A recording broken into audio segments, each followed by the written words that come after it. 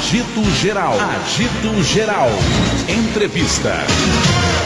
Já que estamos falando de craque, não é? Agora é um craque da medicina, vai participar aqui com a gente, que é o Dr. Luiz Felipe Molina, é cirurgião plástico titular da Sociedade Brasileira de Cirurgia Plástica e médico assistente do Hospital das Clínicas. Dr. Luiz Felipe, boa noite. Boa noite, Luiz, como vai?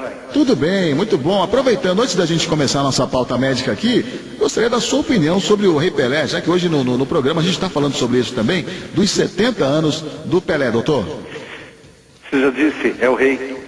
Rei só tem um, o rei é eterno. Hoje o rei está fazendo 70 anos e eu não tenho dúvida, não existe polêmica, só existe polêmica para argentino. O mundo não aceita essa polêmica, o mundo enxerga um único rei na história do futebol, um embaixador do futebol no mundo inteiro, embaixador do Brasil, é o Rei Pelé. É verdade, onde o homem aparece, inclusive um dia desses ele estava dizendo o seguinte, que ele não lembra de um dia que ele não tenha dado autógrafo nenhum. E até brincou que até em casa, quando ele não sai, ele tem que dar uns autógrafos, são os cheques que ele assina para pagar as contas, Mas quando ele sai na rua tem que dar muito autógrafo, porque todo mundo corre atrás do rei. Agora, doutor, falando aqui sobre cirurgia plástica, E o senhor que atua no centro especializado em cirurgias minimamente invasivas, Isso. Eu queria que o senhor explicasse para a gente o trabalho desse centro especializado, para começar a nossa conversa.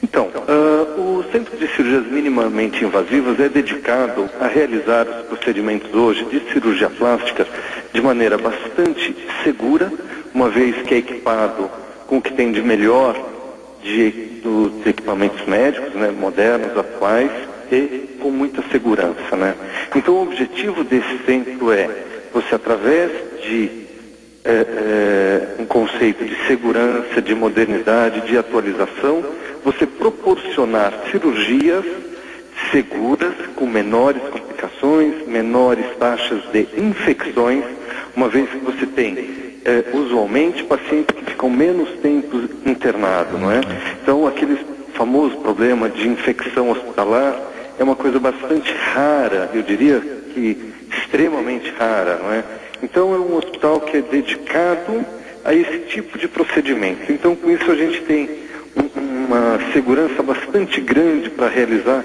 as tais famosas cirurgias plásticas.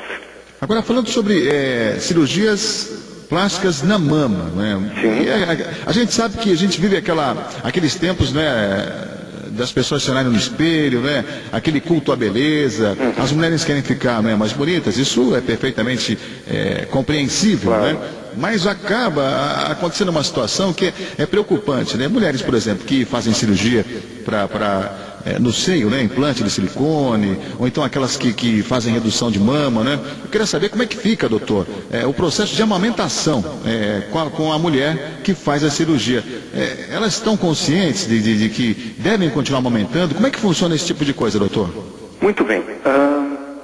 A cirurgia plástica, infelizmente, ela hoje passa em algum grau por um descuido, que leva à desinformação, Então, a ideia das mulheres, especialmente das mulheres com da cirurgia da mama, de que a cirurgia ela é muito fácil, muito simples, muito rápida, tudo muito simples, É um pouco equivocado. De fato, a cirurgia plástica avançou muito. Hoje os procedimentos são bastante seguros.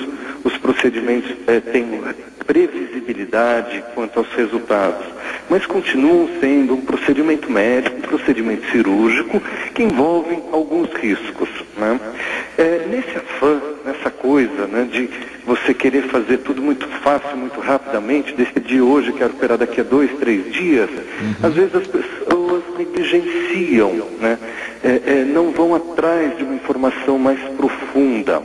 E a questão da amamentação é uma delas, A amamentação, na maioria das vezes, sofre pouca alteração, especialmente no que se refere à colocação da prótese de mama, onde a gente tem uma alteração menor da estrutura física, da estrutura anatômica da mama e, consequentemente, nós temos uma chance de alteração da amamentação menor.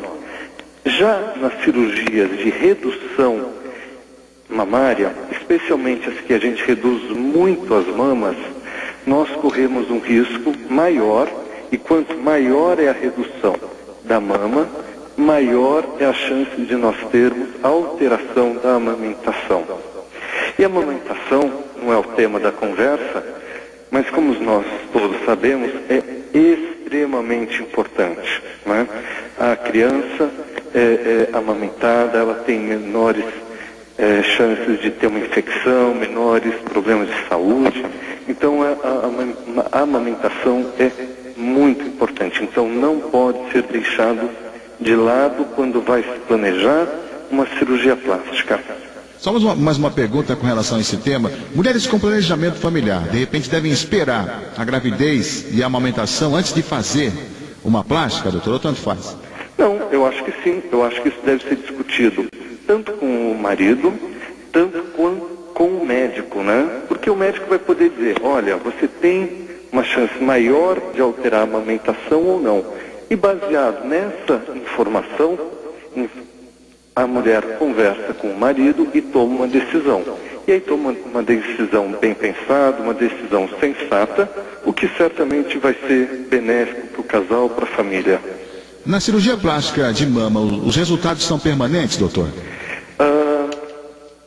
Os resultados, eles são permanentes, mas a gente tem que compreender o seguinte. Se você faz uma mama que tem uma queda, você coloca essa mama no lugar, essa mama ela vai continuar o processo que ela tinha, né? Então a mama ela vai caindo ao longo do tempo. Esse processo de caindo ao longo do tempo, ele não é interrompido. No entanto, a mama que hoje estava caída, daqui a 10 anos ela estará mais caída. Então quando você coloca a mama no lugar, daqui a 10 anos ela vai ter sofrido uma queda. Mas em relação ao que ela estaria inicialmente, você tem ainda resultado. Vale lembrar que a cirurgia da mama sofre muita influência da variação de peso, isto é, se a mulher engorda muito e emagrece, e sofre variação também em relação à gestação, à gravidez. Porque na gestação as mamas aumentam muito de tamanho, a mulher engorda um pouco, então também sofre uma grande influência nesse momento. Agora, falando sobre as cicatrizes, elas ficam visíveis ou hoje a medicina já proporciona para a paciente uma situação melhor assim? Quer dizer, aparece cicatriz ou tem já como fazer com que isso não incomode a pessoa que vai se submeter a essa cirurgia, doutor? Então, essa é uma pergunta bastante importante. Não existe cirurgia sem cicatriz. Por mais que a gente tenha avançado, a cirurgia ainda vai deixar uma marca que é a cicatriz. A qualidade dessa cicatriz é que vai depender muito, né? E vai depender do quê? Vai depender da técnica utilizada e vai depender das características individuais da paciente. Então tem pacientes que apresenta uma tendência a fazer o famoso queloide. Então, por melhor que seja a técnica, você tem chance de ter o queloide, né? Então, a cicatriz é algo que tem que ser pensado, tem que ser discutido. Por quê? Porque as cicatrizes, elas vão estar para sempre presentes, melhor ou pior. A tendência, de um modo geral, é que as cicatrizes fiquem muito boas e pouco visíveis, não é? No entanto, isso não garante que essa cicatriz não esteja. Agora, finalizando aqui, existe uma idade limite para as pessoas submeterem essa intervenção ou não, doutor? Não existe formalmente uma idade limite, não é? O bom senso, obviamente, manda, né? E o estado de saúde do paciente. Então, nos extremos da vida, a gente tem que considerar que a gente vai ter problemas associados. Então, isso tem que ser pesado na relação custo-benefício. Justifica a gente fazer uma cirurgia plástica estética numa paciente que tem diversos problemas de saúde e um risco de complicação durante a cirurgia e no pós-operatório maior.